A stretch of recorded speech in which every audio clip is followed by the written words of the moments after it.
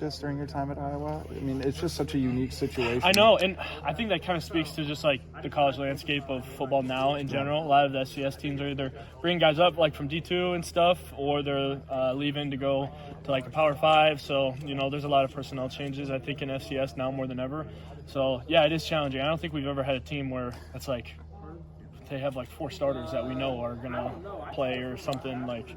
Yeah, it's a different situation. When you focus on your own matchups or what you think might be your matchups, I mean, are you still kind of like, do you even go back to like high school film or like if they came from a previous school, or are you just really going to focus on yourself and their scheme and then try to figure it out as the game goes along? Yeah, kind of like what you just said. Kind of just focusing on the scheme and everything, and as the game goes along, we'll kind of get a general idea, but we're going to just work on what we're working on, and if we need to make adjustments like on the field, then we'll make those adjustments. But I think the game plan we have now is really solid, so we're just going to stick to that.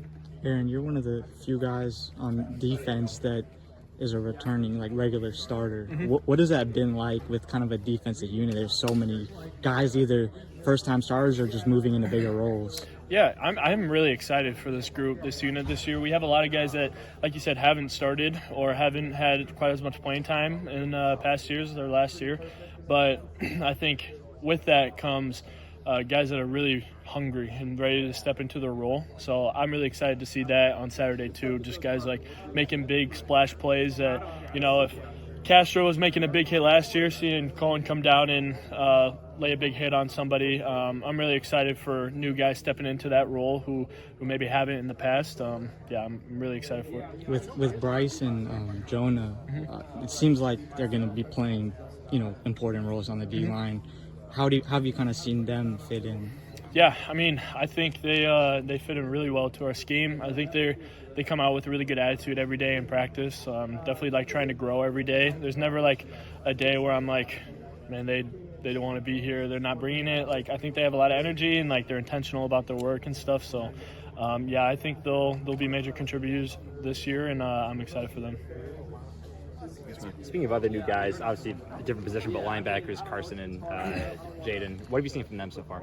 Yeah, I think it's kind of the same thing. Like I was saying, kind of both sides. They haven't maybe started or played linebacker that much in the past, but I think they're a couple guys that are really, really hungry and ready to prove themselves. And then, like I said about Jonah and Bryce, they come every single day ready to practice, trying to get the right calls.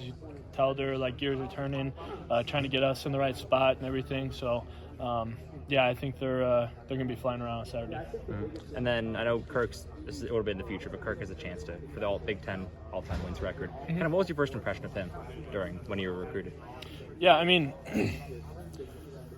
first impression was, I think my junior day, my sophomore year, mm-hmm. I went to a junior day, and Coach Ferentz was talking, and I'd heard all about him, he's a legend in Iowa, growing up an Iowa fan.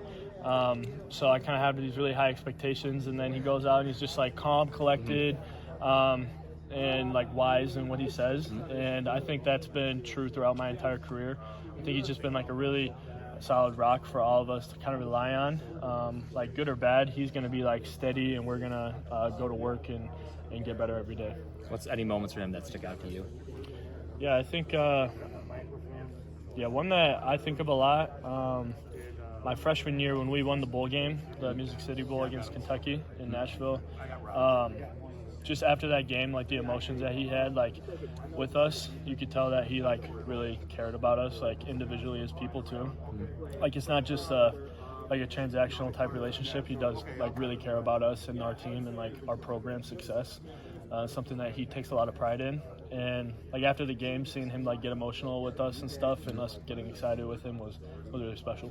You don't really see signs of his age. I know he's one of the oldest coaches in the FBS, but you guys don't really see that, right? At least the age side. No, you forget about it. I honestly didn't even know that until you just told me. So